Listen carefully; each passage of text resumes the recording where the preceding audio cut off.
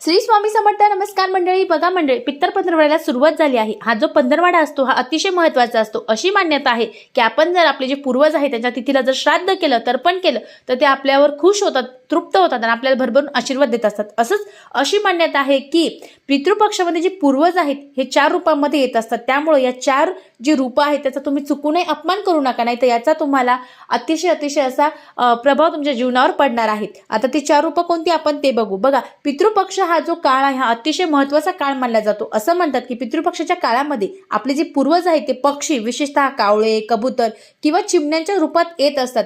यामुळे पितृपक्षाच्या काळामध्ये पक्ष्यांना अन्नदान करणे अत्यंत शुभ मानले जातं. याशिवाय कावळा किंवा इतर पक्ष्यांनी आपण दिलेले अन्न जर खाल्लं तर असं म्हणतात की ते आपले जे पितर आहेत ते तृप्त होतात आणि आपल्याला भरभरून आशीर्वाद देतात. श्राद्ध पक्षामध्ये म्हणजेच पितृपक्षामध्ये पितरमध्ये गाय किंवा कुत्र्याच्या रूपाचा देखील समावेश असतो. त्यामुळे तुमच्या जर दारामध्ये गाय, कुत्रा